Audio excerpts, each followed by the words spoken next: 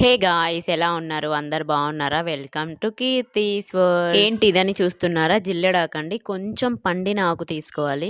ఎందుకబ్బా పండిన ఆకు అనుకుంటున్నారా? ఒక్కొక్కసారి పెద్దలు చెప్తారు కదండి, ఎగిరెగిరి దంచిన అదే పోటు, ఎగరకుండా దంచిన అదే పోటు. ఈవిడ గారు ఇప్పుడు సామెతలు ఎందుకు చెప్తున్నారా అనుకుంటున్నారా?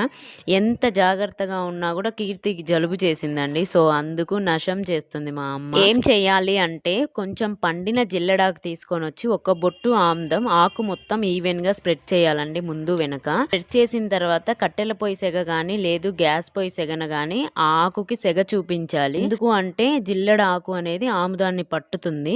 ఆ పట్టిన తర్వాత రెండు చేతుల మధ్యలో వేసి గోరువెచ్చగా ఉన్నప్పుడే నలిపాము అంటే రసం వస్తుందండి. చిన్న రసంలో సన్నటి వెల్లుల్లి వేసి బాగా నలపాలండి. అప్పుడు ఆ రసానికి ఈ ఘాటు ఫ్లేవర్ యాడ్. ఆ రసాన్ని పిల్లలకి ముక్కులో వేయాలి. రెండు రంధ్రాలలో ఒక రంధ్రంలో 2 చుక్కలు, ఇంకో రంధ్రంలో 2 చుక్కలు వేసి వెంటనే ఎండలో తీసుకెళ్లి ఎండలో కూర్చోవాలండి. అప్పుడు ఏంటి అంటే పిల్లలు కొంచెం ఏడుస్తారు స్టార్టింగ్ లో, ఎందుకంటే ఘాటుగా ఉంటుంది కాబట్టి. తర్వాత వెంటనే తుమ్ములు వస్తాయండి. ఆ తుమ్ములతోనే నోస్ లో ఉన్న బ్యాడ్ మొత్తం బయటికి వచ్చేస్తుంది. ఒక 20 నుంచి 30 నిమిషాల పాటు ఎండలో ఉన్నాము అంటే ఖచ్చితంగా తగ్గిపోతుందండి జలుబు అయితే. చూసారా మా పాప ఎన్నిసార్లు తుమ్ముతుందో. అంతే అండి, ఎంత జాగ్రత్తగా ఉన్నా. పైగా ఇప్పుడు చలి అనేది విపరీతంగా పెరిగిపోయింది. చిన్నపిల్లల విషయంలో చాలా జాగ్రత్తగా ఉండాలి. వాళ్ళు చెప్పుకోలేరు, అలా అని బాధను అనుభవించలేరు కదా. నిజంగా చెప్తున్నానండి, ట్రస్ట్ మీ, ఖచ్చితంగా ఇలా చేసిన ఒక హాఫ్ అన్ అవర్ లేదా 1 అవర్ లోపే జలుబు అనేది తగ్గిపోతుంది. జలుబు తగ్గినందుకు మా పాప హ్యాపీ, మా పాపను చూసి నేను హ్యాపీ.